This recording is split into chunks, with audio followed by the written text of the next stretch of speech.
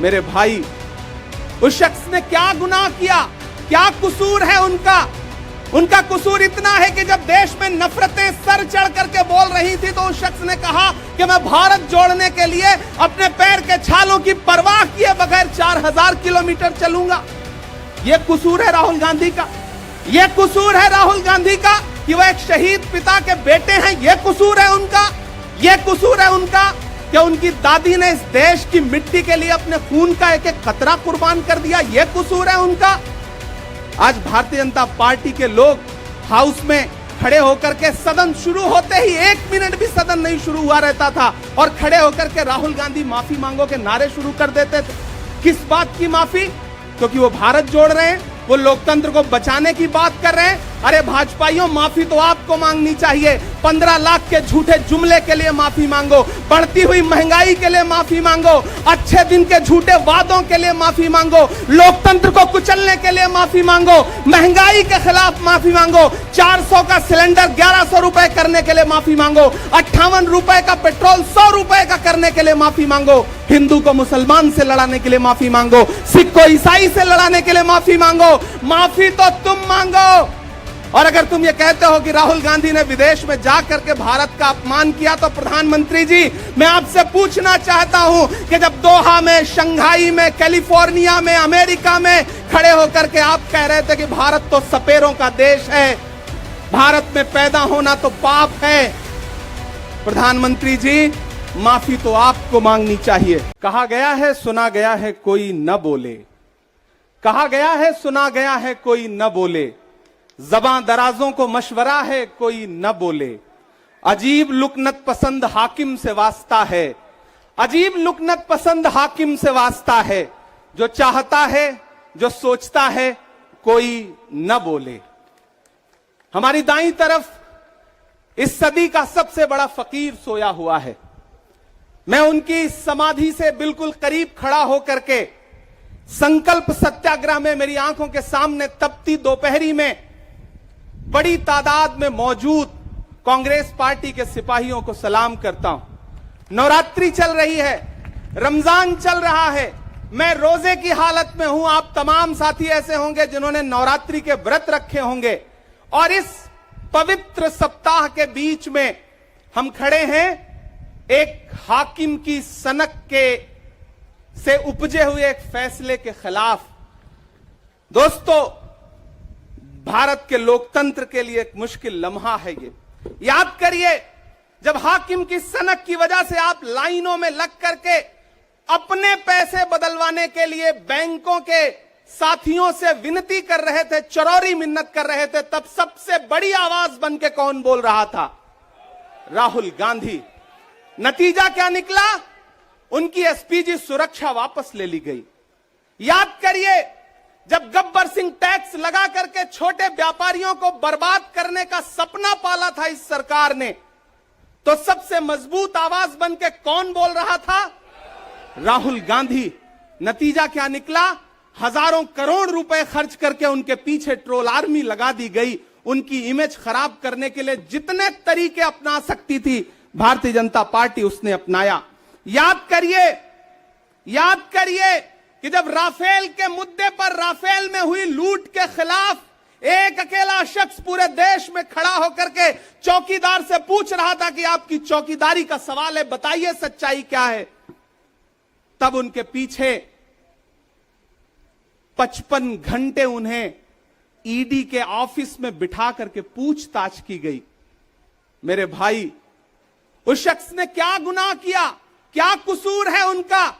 उनका कसूर इतना है कि जब देश में नफरतें सर चढ़ करके बोल रही थी तो उस शख्स ने कहा कि मैं भारत जोड़ने के लिए अपने पैर के छालों की परवाह किए बगैर 4000 किलोमीटर चलूंगा। यह कसूर है राहुल गांधी का। यह कसूर है राहुल गांधी का कि वह एक शहीद पिता के बेटे हैं। यह कसूर है उनका। यह कसूर है उनका कि उनकी दादी ने इस देश की मिट्टी के लिए अपने खून का एक एक कतरा कुर्बान कर दिया। यह कसूर है उनका। आज भारतीय जनता पार्टी के लोग हाउस में खड़े होकर के सदन शुरू होते ही 1 मिनट भी सदन नहीं शुरू हुआ रहता था और खड़े होकर के राहुल गांधी माफी मांगो के नारे शुरू कर देते थे। किस बात की माफी? क्योंकि वो भारत जोड़ रहे हैं, वो लोकतंत्र को बचाने की बात कर रहे हैं। अरे भाजपाइयों, माफी तो आपको मांगनी चाहिए। 15 लाख के झूठे जुमले के लिए माफी मांगो, बढ़ती हुई महंगाई के लिए माफी मांगो, अच्छे दिन के झूठे वादों के लिए माफी मांगो, लोकतंत्र को कुचलने के लिए माफी मांगो, महंगाई के खिलाफ माफी मांगो, 400 का सिलेंडर 1100 रुपए करने के लिए माफी मांगो, 58 रुपए का पेट्रोल 100 रुपए का करने के लिए माफी मांगो, हिंदू को मुसलमान से लड़ाने के लिए माफी मांगो, सिख को ईसाई से लड़ाने के लिए माफी मांगो। माफी तो तुम मांगो। और अगर तुम ये कहते हो कि राहुल गांधी ने विदेश में जाकर के भारत का अपमान किया, तो प्रधानमंत्री जी, मैं आपसे पूछना चाहता हूं कि जब दोहा में, शंघाई में, कैलिफोर्निया में, अमेरिका में खड़े होकर के आप कह रहे थे कि भारत तो सपेरों का देश है, भारत में पैदा होना तो पाप है, प्रधानमंत्री जी, माफी तो आपको मांगनी चाहिए। मैं आज प्रियंका दीदी को सुन रहा था, मेरी आंखों में आंसू थे उनका भाषण सुन करके। पिछले कुछ हफ्तों में 2 बार मेरी पलकें नम हुई। पहली बार तब हुई जब हम संसद भवन से तमाम सांसद निकल रहे थे और एकाएक हमने सीपीपी ऑफिस में देखा कि राहुल गांधी जी को 2 साल की सजा दे दी गई। उन लम्हों में मेरी आंख में आंसू थे। मैं शायर हूं तो मैं भावुक हूं, शायद इसलिए मेरी आंखें नम हो जाती हैं ऐसे लम्हों में। आज जब प्रियंका जी बोल रही थी तो मैं उन्हें सुनकर के भी मैं नम हो गया। यह जुल्म है कि जुल्म को कहता हूं साफ जुल्म, यह जुल्म है कि जुल्म को कहता हूं साफ जुल्म। क्या जुल्म कर रहा हूं, मुझे मार दीजिए। जो जख्म बांटते हैं उन्हें जीस्त पे है हक, मैं फूल बांटता हूं, मुझे मार दीजिए। फिर उसके बाद हिंदुस्तान वालों, फिर उसके बाद शहर में नाचेगा हू का शोर, फिर उसके बाद शहर में नाचेगा हू का शोर। मैं आखिरी सदा हूं, मुझे मार दीजिए। मेरे भाई, इस देश के लोकतंत्र को बचाने के लिए जो सबसे बड़ी आवाज है इस देश के, उसको मारने की, उसको कुचलने की जो कोशिश है, उसके खिलाफ आपको खड़ा तो होना पड़ेगा, आपको बोलना तो पड़ेगा। मैं कभी कभी सोचता हूं कि जब मैं कभी समाधि पर जाऊं तो क्या मुंह दिखाऊंगा महात्मा गांधी को, मैं क्या मुंह दिखाऊंगा राजीव जी को, हम क्या मुंह दिखाएंगे इंदिरा जी को, कि उनके वारिस के साथ, उनके घर के चश्मो चिराग के साथ इस तरह की अपमानजनक बातें की जा रही हैं और देश खामोश बैठा है। सवाल आपसे है, सवाल यहां बैठे हुए लोगों से नहीं है, सवाल आपसे है जो आप कांग्रेस की मोहब्बत में यहां आए हुए। मैं आपको सलाम करता हूं, मैं जानता हूं आप राहुल गांधी जी से मोहब्बत करते हैं, कांग्रेस पार्टी से मोहब्बत करते हैं, प्रियंका दीदी के सम्मान में आए हुए हैं, खड़गे साहब के सम्मान में आए हुए हैं, मैं जानता हूं, वरना इस तपती दोपहरी में व्रत रख के, रोजा रख करके कौन परेशान होने के लिए आता। आपको मोहब्बत है पार्टी से, लेकिन नया पाने की चाहत में पुराना छूट जाता है। तुझे अपनाऊं तो मुझसे जमाना रूठ जाता है। मोहब्बत पढ़ने लिखने में बहुत आसान है, लेकिन मोहब्बत को निभाने में पसीना छूट जाता है। मैं जानता हूं कि आप पसीने के बीच भी, आप तपती दोपहरी के बीच भी यहां बैठे हैं। क्यों? क्योंकि आपके मन में पीड़ा है, आप देख रहे हैं कि लोकतंत्र को किस तरह से कुचला जा रहा है। मेरे भाई, ये एक मुश्किल वक्त है। मैं इस मंच पर खड़ा होकर के, गांधी समाधि के इस मंच पर खड़ा होकर के पूरे देश का आह्वान करता हूं कि अब समय राहुल गांधी के सत्याग्रह का नहीं है। अब राहुल गांधी जी से आगे बढ़ करके देश के एक एक व्यक्ति के ऊपर बात आ गई है। एक ऐसी आवाज जो आपके लिए संसद में बोल रही थी, कसूर क्या था? उन्होंने प्रधानमंत्री जी के भ्रष्टाचारी मित्रों के खिलाफ आवाज उठाई। उन्होंने पूछा कि 20,000 करोड़ रुपया कहां से आया अडानी की कंपनियों में। उन्होंने पूछा कि नीरव मोदी ने, ललित मोदी ने, मेहुल चौकसी ने जो इस देश को लूटा है, उसका जवाब प्रधानमंत्री जी को देना पड़ेगा। अगर प्रधानमंत्री जी इतना कहने से आप राहुल गांधी जी की सदस्यता ले लेंगे तो हम तमाम सांसद तैयार हैं, ले लीजिए हमारी सदस्यता, लेकिन हम रुकने वाले नहीं हैं, हम झुकने वाले नहीं हैं, हम मुसलसल बोलते रहेंगे। मैं हिंदुस्तान के लोगों से कहना चाहता हूं कि हमने सहराओं में हासिल किया आसानी से, तुम समंदर में भी रहकर न मिले पानी से। ये सियासत के दिए सबके हवाले न करो, मुल्क बिक जाता है एक शख्स की नादानी से। इस शख्स की नादानी से देश बिक रहा है, लोकतंत्र मटियामेट हो रहा है, संविधान को कुचला जा रहा है। और वो आखिरी सदा जो 7 फरवरी को गूंजी थी पार्लियामेंट में, उसको भी खामोश करने के लिए उसे संसद से निकाल दिया गया है।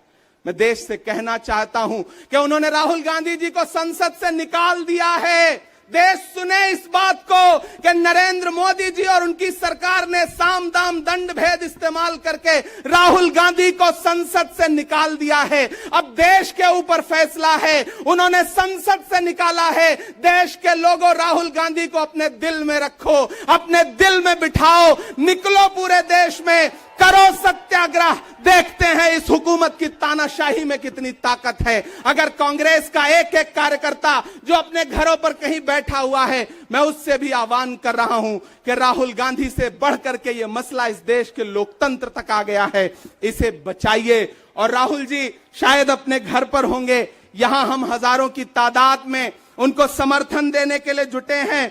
मैं तो बस इतना कह रहा हूं कि मेरे भाई, आपको एक बात समझनी है, और वो ये है कि इस मुश्किल वक्त में हमें राहुल जी से ये कहना है कि लहू में भीगे तमाम मौसम गवाही देंगे कि तुम खड़े थे।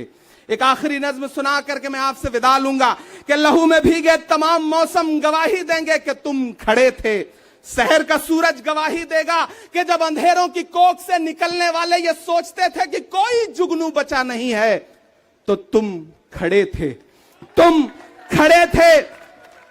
तुम्हारी आंखों के ताकचों में जलती मशालों ने नई मनाजिल हमें दिखाई।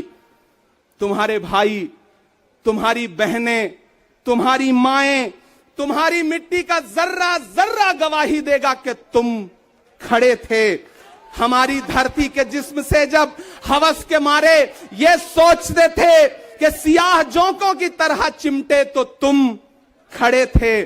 तुम्हारी हिम्मत, तुम्हारी अजमत और इस्तकामत तो वो हिमालय है कि जिसकी चोटी तलक पहुंचना न पहले बस में रहा किसी के, न आने वाले दिनों में होगा। सो आने वाली तमाम नस्लें गवाही देंगी कि तुम खड़े थे, कि तुम खड़े थे। हम तमाम लोग, मैंने कहा ना, बहुत सारे लोग यहां व्रत रख करके आए हुए हैं, मैं रोजे से हूं। हम तमाम लोग इस देश के लोकतंत्र को बचाने के लिए राहुल गांधी जी के साथ अलल ऐलान खड़े हैं, खड़े रहेंगे और एक एक सांस तक उनके साथ खड़े रहेंगे। ये हमारा राहुल गांधी जी से वादा है। जिसे खौफ नहीं है मुरझाने का, हम उस गुल के साथ खड़े हैं। कैसा भी दौर आए, लेकिन हम राहुल के साथ खड़े हैं। कल भी खुलकर साथ खड़े थे, आज भी खुलकर साथ खड़े हैं। कैसा भी दौर आए, लेकिन हम राहुल के साथ खड़े हैं। शुक्रिया।